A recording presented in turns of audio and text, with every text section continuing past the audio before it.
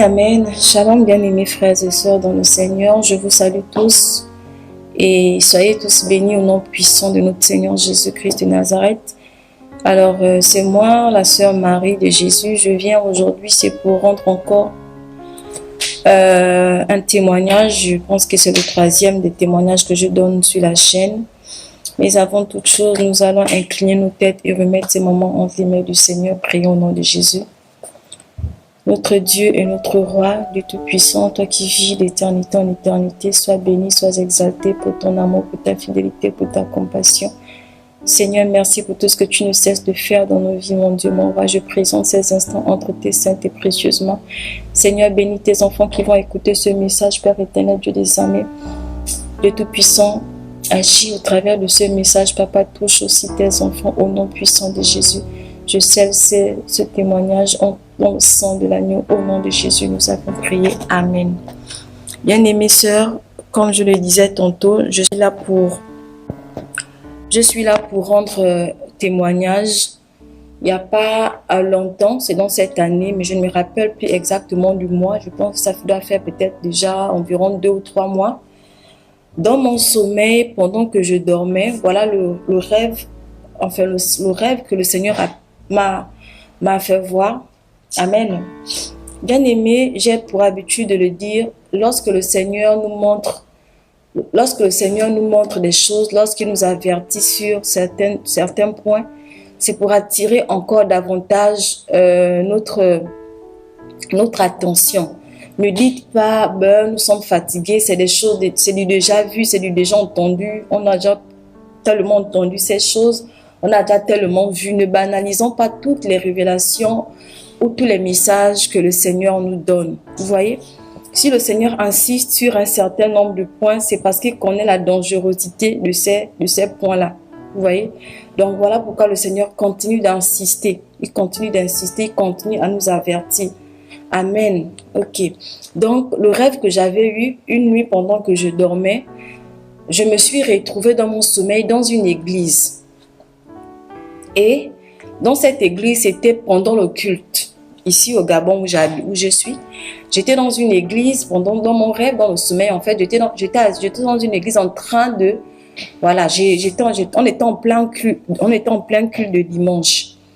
Et il y avait une dame, en fait, une sœur en Christ, qui était à l'autel, en fait, était en train de rendre témoignage. Et elle était debout devant toute l'assemblée, elle était en train de parler, en fait, de raconter ce que le Seigneur l'avait fait voir. En fait, j'étais dans ce rêve pour faire court, j'étais en train d'assister à un témoignage, pour faire court, en fait, voilà.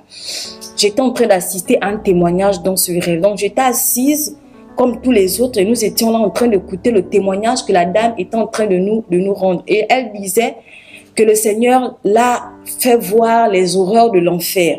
Le Seigneur a permis en fait qu'elle voie certaines réalités de l'au-delà. Et pendant que j'étais assise comme ça, bien aimée, en train d'écouter attentivement ce que la sœur est en train de témoigner, bien aimée dans le Seigneur, tout d'un coup, je ne sais pas de quelle manière ou par comment, mais je me voyais vivre ce que la dame racontait, ce que la dame était en train de témoigner. Je ne sais pas si vous me suivez.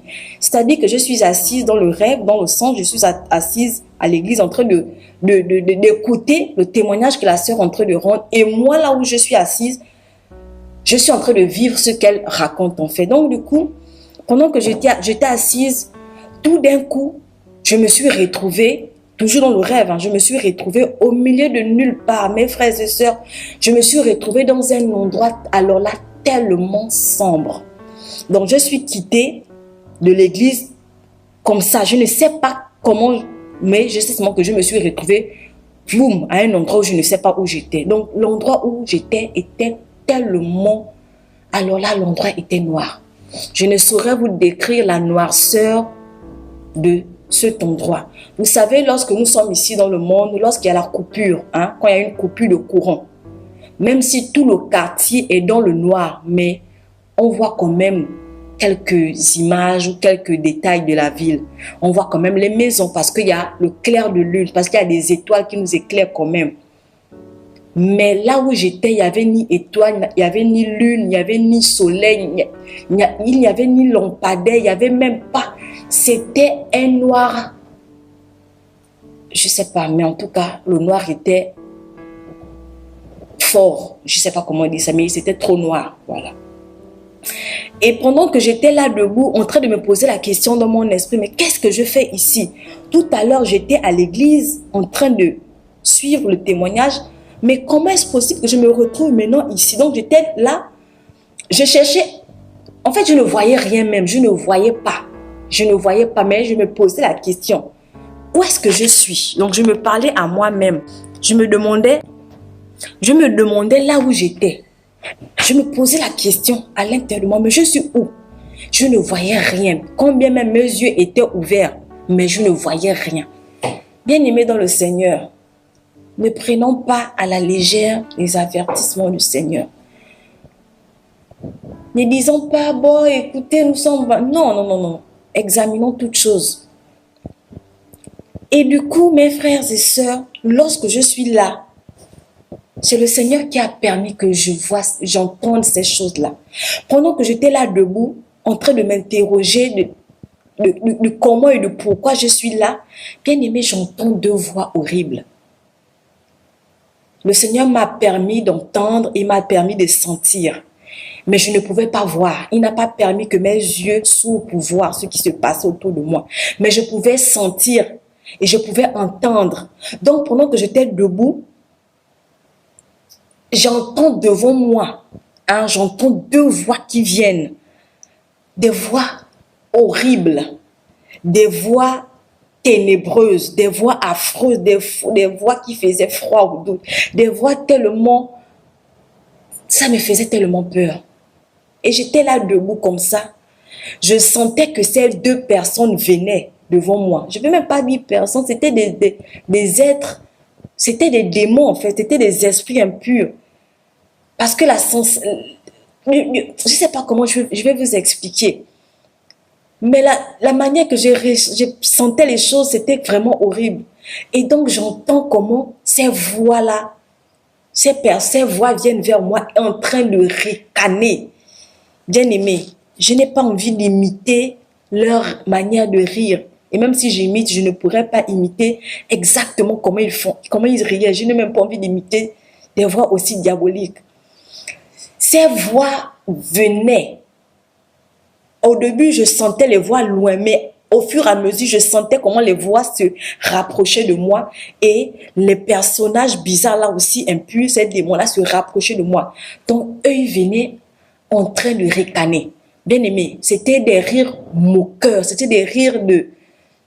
Je sais pas, en tout cas des rires comme si, voilà, ils ont gagné, comme s'ils ont gagné une bataille, comme si... Voilà, ils étaient contents. En fait, si ils avaient la possibilité de me dévorer, de me faire du mal, ils pouvaient le faire. Mais Dieu n'a pas permis. C'est le Seigneur qui n'a pas permis que ces esprits démoniaques me fassent, me fassent du mal. Mais j'étais tourmentée en moi-même. J'avais très peur. Et du coup, lorsque ces personnages étranges avançaient vers moi, j'étais là debout. Je ne pouvais pas fuir. Dieu m'a, comment on appelle ça? Je ne sais pas comment dire, mais je ne pouvais pas fuir. Déjà que je ne voyais rien, je ne pouvais pas fuir. J'étais debout et c'est comme si Dieu avait permis que je reste là stable pour entendre ce que ces esprits-là allaient dire. Et si Dieu a permis que j'entende toutes ces choses-là, c'est pour venir partager avec le monde entier, afin que le monde entier sache ce qui se passe dans l'autre côté. C'est pas de l'amusement, mes frères et sœurs. Le monde spirituel est un monde rigoureux. C'est pas de la blague. C'est une question d'éternité. C'est pas de la blague, mes frères et sœurs. Si le Seigneur permet que nous entendions, nous voyons ces choses, nous ressentons ces choses, il dit pas tantôt d'une manière, tantôt d'une autre, mais les gens ne prennent pas garde. C'est lorsqu'on dort que le Seigneur vient nous avertir sur certaines choses. Moi, je fais ma part de vous avertir, quitte à vous de prendre au sérieux ce que le Seigneur est en train de nous dire, mes frères et sœurs. Donc, pour en venir à ce que je disais, les voix ricanaient, ça riait, ça rigolait, ça. Ah là là. Mes frères, rien que leur voix peut te faire uriner dans tes habits. Rien que leur voix, tu peux, je sais pas, rien que le son de leur voix, tu peux même, si tu pouvais même disparaître ou t'envoler pour fuir, vraiment, c'est très, très terrible. Rien que leur voix, ils ne m'ont pas fait du mal, hein. Ils ne m'ont pas touché, ils ne m'ont pas... Non, mais leur voix seulement, le fait de ressentir leur présence là, ça m'a fait quelque chose de terrible dans mon âme. Et quand ces voix se sont approchées de moi, je dis, ils ne m'ont pas touché. Ces esprits impurs ne m'ont pas touché. Ils étaient à quelques mètres de moi. Je ne sais pas aussi combien de mètres parce que je ne voyais pas. Mais je sentais qu'ils étaient quand même tout proches. Donc, pendant que j'étais debout, frères et sœurs, voici ce que ces démons ont déclaré. Ils ont dit, et je vais aussi signaler, merci Seigneur pour me rappeler, les démons qui parlaient en même temps. Il n'y avait pas un qui était bouche bée et l'autre parlait ou ils alternaient à chaque fois. Non, les deux parlaient simultanément. C'est-à-dire qu'eux parlaient au même moment. Ils étaient, vraiment leur voix était synchronisée. C'était vraiment, ils parlaient en même temps. Et c'est comme ça, en même temps, même quand ils riaient, quand ils ricanaient, tout, ils faisaient tout en même temps. Et ils ont dit, les deux esprits impurs ont parlé, ils ont dit, et quand ils parlaient, excusez-moi, j'aimerais préciser certaines choses. Mes frères et sœurs, lorsqu'ils ont commencé à ouvrir leur bouche pour parler là, leur voix n'était pas amicale. Leur voix n'était pas sympathique. C'est pas comme s'ils sont venus tranquillement et puis voilà quoi. Non, la manière qu'ils parlaient, la manière qu'ils prononçaient des paroles là, mes frères, mon frère, ma soeur, c'est comme si mon cœur là, c'est comme si ça voulait sortir même de ma poitrine. C'est comme si mon cœur voulait même sauter de mon corps. Je ne sais pas comment vous expliquer. Et ils ont dit, voilà les propos qu'ils ont déclarés. Ils ont dit, on vous a dit de ne pas mettre ces choses, mais vous n'avez pas écouté. Ils parlaient avec... je n'ai pas le mot pour dire. En fait, je ne sais pas quelle phrase quel mot il faut employer pour désigner exactement leur ton, leur accent, leur manière de parler. Mais en tout cas, ils étaient très fâchés, ils étaient très énervés, très en colère, très enragés. Voilà, je sais même le mot, très enragés, comme si ils étaient bouillonnés, c'est comme si leur sang était, même ils n'ont pas de sang, je pense pas, mais c'est comme si leur esprit était en colère. Ils ont dit, on vous a dit de ne pas mettre ces choses, mais vous n'avez pas écouté. Et lorsqu'ils ont dit, on vous a dit de ne pas mettre ces choses, vous n'avez pas écouté, ils ont commencé à citer toutes les parures de Jézabel que les femmes mettent sur leur corps là. Ils ont commencé à citer, on vous a dit de ne pas mettre ça, ça, ça, ça. Vous connaissez de quoi il est question, toutes les parures, les mèches, les maquillages, les talons, les collants, les pantalons. Ils ont cité, la liste est longue. Ils ont dit, on vous a dit de ne pas mettre ces choses, mais vous n'avez pas écouté. Bien-aimé, j'étais là comme ça, comme une statuette en train d'écouter comment ils étaient en train de parler, mais je ne pouvais pas seulement les voir. Ils ont dit, on vous a dit de ne pas mettre ces choses, vous n'avez pas écouté, vous n'avez pas voulu obéir. On vous a dit de ne pas mettre ces choses. Ils ont commencé à citer les collants, les pantalons, tout. Ils ont cité. Après, ils ont dit, quand ils ont fini de citer, ils ont commencé encore à rire. Ils ont commencé encore à rigoler. Ah mais c'était terrible. Ils ont commencé à rigoler. Et quand ils ont commencé à ricaner comme ça, là, ils ont dit, il y a des femmes qui mettent des jupes transparentes et en bas des jupes transparentes et en bas des jupes, elles mettent des jupons. Aïe, Seigneur. Je ne suis pas en train de dire ici que le jupon est mal, non. Mais quand tu mets une jupe transparente ou une robe transparente, peu importe ce que tu portes sur ton corps, et que la chose est transparente, et tu mets le jupon en bas pour camoufler, pour que, en fait, tu as pensé que le jupon là va cacher quelque chose. En fait, non. C'est pas décent, c'est impudique, c'est de la l'abomination, une abomination devant Dieu. En temps normal, ton vêtement ne doit pas être transparent. Ton vêtement ne doit pas laisser apparaître, ne doit pas laisser voir ce qui se cache sous ton habit. Ils ont dit qu'il y a certaines femmes qui mettent des jupes transparentes, et en bas, elles mettent des jupons. J'ai tout de suite compris que quand on porte des jupes là, il ne faudrait pas que ce qui est à l'intérieur de la jupe là soit vu. Même si c'est le jupon que tu mets en bas, on ne doit pas voir ce jupon là. Parce que c'est une abomination devant le Seigneur, c'est de l'impudicité. En fait, quand tu t'habilles, même quand tu portes un haut, on ne doit pas voir ton soutien, on ne doit pas voir ce qui est à l'intérieur de tes sous-vêtements. Il y a certaines femmes, quand elles portent même le slip, elles mettent les jupes, le slip, le sous-vêtement est dessiné. Quand elles marchent, on peut voir le slip qui est dessiné, on peut voir la couleur du slip, ou bien on peut voir la couleur du soutien. Non, c'est une abomination.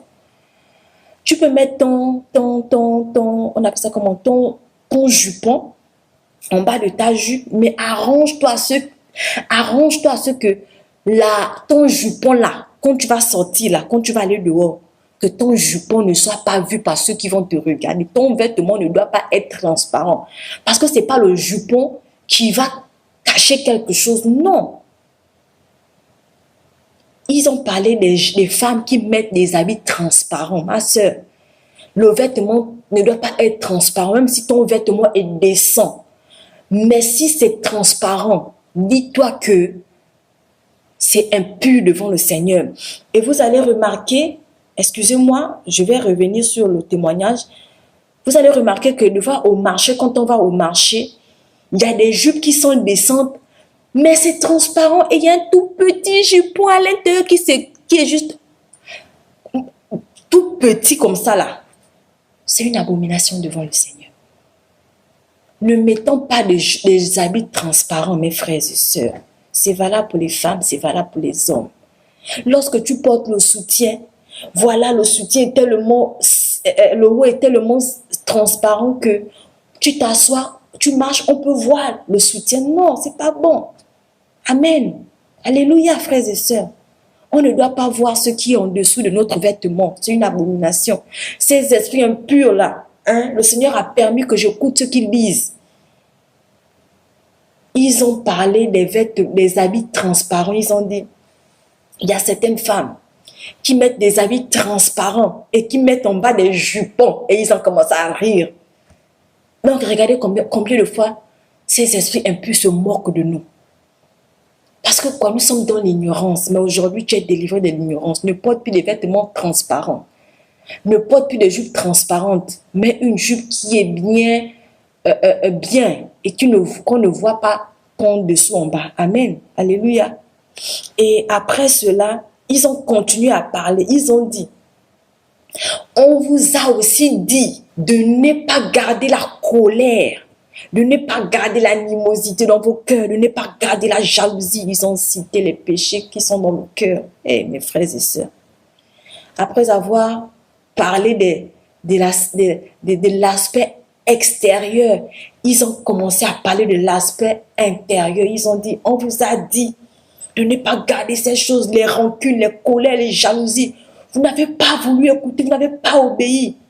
Donc, quand tu vas à l'église là, ma soeur, mon frère, quand ton pasteur te parle de ces choses, quand tu écoutes à la télévision, sur les réseaux sociaux, comment les pasteurs, les hommes de Dieu s'égosillent à nous exhorter, à nous évangéliser, à faire des prédications sur ces choses-là, nous devons nous atteler à ranger nos vies. Parce que le Seigneur sait que nous avons entendu parler de ces choses. Le Seigneur sait que nous avons connaissance, nous avons conscience que ces choses devant lui ne sont pas bien. Mais nous n'avons pas voulu obéir à sa parole. Et ils ont dit, ces esprits impurs ont dit, on vous a dit de ne pas garder ces choses, la colère, la jalousie. Vous n'avez pas entendu, vous n'avez pas écouté, vous n'avez pas obéi. Hey, mes frères et sœurs, j'étais là. Je n'ai dit ni A, ni B, ni quoi que ce soit. J'étais juste là en train d'écouter comme ça là.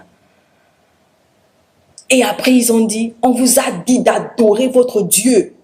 Vous n'avez pas voulu adorer votre Dieu, vous n'avez pas voulu le servir. Mes sœurs, mes frères, ils ont dit, on vous a dit de servir votre Dieu. On vous a dit de l'obéir, de le servir. Vous n'avez pas voulu servir votre Dieu, vous n'avez pas voulu obéir votre Dieu. Et ils ont continué encore à ricaner. Bien-aimés dans le Seigneur, c'est de là, je me suis réveillée en sursaut sur le lit. Je me suis réveillée en sursaut dans mon lit comme ça là. Je disais, Seigneur, qu'est-ce qui se passe? Quel est ce rêve encore que je viens de faire? Bien-aimés dans le Seigneur, voilà le rêve que j'avais eu il y a environ 2 à 3 mois comme ça. Le Seigneur m'a fait vivre des choses. Il a permis que je vive cette réalité-là. Bien-aimé, toi qui écoutes ces choses, toi qui entends ces choses, arrange ta vie. Arrange ta vie, ma soeur, mon frère. Écoutez, moi qui suis en train de parler ces choses, je ne suis pas, comment on appelle ça? Je ne suis pas mise à la marge. Hein? Mais moi-même aussi, si je n'obéis pas à ces choses, je serai sévèrement jugée. Parce que ces choses passent par moi.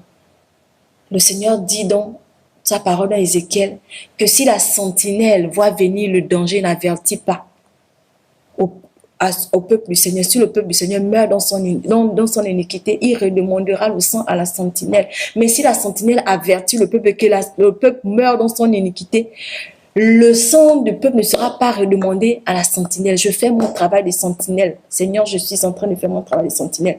Le sang de qui que ce soit ne me sera pas redemandé. Je suis en train de vous avertir comme le Seigneur me l'a conseillé, comme le Seigneur me l'a recommandé. Bien-aimés frères et sœurs, le Seigneur est en train de nous parler tantôt d'une manière, tantôt d'une autre. Quitte à nous de prendre des résolutions pour notre vie. Bien-aimés, c'est une question d'éternité.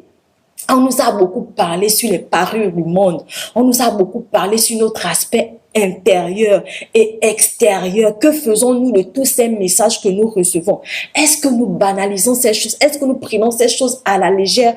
Ou bien nous examinons notre vie chaque jour? Ma soeur, mon frère, le dépouillement intérieur et extérieur se fait tous les jours. Ne te dis pas que bon, aujourd'hui, je suis déjà OK, je me suis déjà dépouillé, j'ai déjà tout jeté. J'ai déjà dépouillé mon cœur de tout. C'est bon, je m'assois, j'attends juste l'enlèvement, j'attends que je meure pour aller au ciel. Non. Le dépouillement s'est fait tous les jours. La parole de Dieu dit que celui qui dit qu'il n'a pas de péché, c'est un menteur. Ou il fait de Dieu menteur. Il n'y a pas quelqu'un qui va dire cela qu'il n'a pas de péché. Nous avons toujours des péchés à confesser à Dieu. Donc, ma soeur, mon frère, examine-toi tous les jours. Le dépouillement s'est fait tous les jours. On ne va plus se dépouiller. C'est lorsqu'on sera au ciel. Dieu nous aura fait grâce. Lorsque le jour que Dieu va nous faire grâce d'être au ciel là. Là, ce jour, on va aller se reposer. Mais tant que nous sommes encore sur cette terre-là, c'est une bataille perpétuelle. C'est une bataille de tous les jours. Ne te dis pas que je me suis déjà dépouillé, machin. Non. Par inadvertance, tu peux rentrer en possession d'un produit ou d'une chose abominable dans ta maison. Donc, ma soeur, mon frère, j'aimerais t'exhorter à te dépouiller encore davantage, à regarder encore à ta vie. Et j'aimerais aussi exhorter mes sœurs qui portent les chaussures à talons. Bien-aimés frères et sœurs, faites attention avec les histoires des talons. Parce qu'il y en a certaines sœurs, malheureusement, qui sont bien dépouillées, mais qui continuent à mettre des paires de talons. Bien-aimées sœurs, écoute ceci. Dieu, en te créant, c'est le nombre de centimètres qu'il t'a donné. S'il aurait voulu que tu aies une autre catégorie de taille, il t'aurait donné cette taille. Même si tu mesures 1m45, 1m50, 1m, je ne sais pas combien, c'est la taille que Dieu a voulu que tu aies. C'est la taille que le Seigneur a voulu que tu puisses avoir. Maintenant, toi, tu prends les talons pour porter. Tu ne vois pas que là, tu es dans le mensonge. Tu ne vois pas que là, tu es en train de dire à Dieu inconsciemment que Seigneur, je n'ai pas voulu, je ne veux pas la taille que tu m'as donnée, là, voilà la taille que je veux. Non, ma soeur. Dieu est un Dieu de sagesse. Son intelligence dépasse notre entendement. Dieu nous a tous créés, nous sommes uniques en notre genre. Ne convoite pas la morphologie de quelqu'un d'autre, ne convoite pas la taille de quelqu'un d'autre. Dieu sait pourquoi il t'a donné 1m50, 1m60 ou 1m80 ou 1m, je ne sais pas. Dieu sait pourquoi il a fait ça. Nous avons été créés par lui et pour lui, pour sa gloire. Mais quand tu mets des talons, ma soeur, nous tous, nous avons porté des talons quand nous étions dans le monde. On sait ce que représente la chaussure qu'on appelle talon dans la vie d'une femme. Nous avons porté des talons. On sait que lorsque tu mets une paire de talons, ça crée en toi un esprit de... Ça crée en toi la séduction. Ça crée en toi le vouloir de plaire, le désir de plaire. Le fait de mettre une paire de talons, ça te rend, en fait, comment on appelle ça? Ça te rend orgueilleuse. Quand tu marches avec une paire de talons, déjà, premièrement, ta démarche va changer. Parce que ta manière de marcher ne sera plus la même. Tu vas faire attention. Parce que quand tu as la paire de talons, tu ne marcheras pas normalement comme lorsque tu as une chaussure basse. Quand tu as une paire de talons, tu vas faire attention à chaque pas que tu déposes.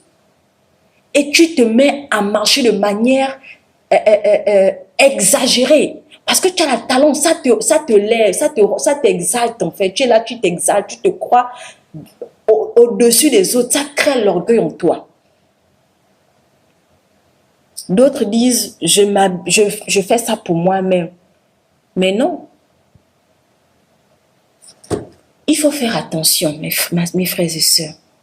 Lorsque tu mets une paire de talons, tu ajoutes des centimètres à ta taille et Dieu ne te reconnaît pas avec cette taille-là. Et là, c'est le mensonge.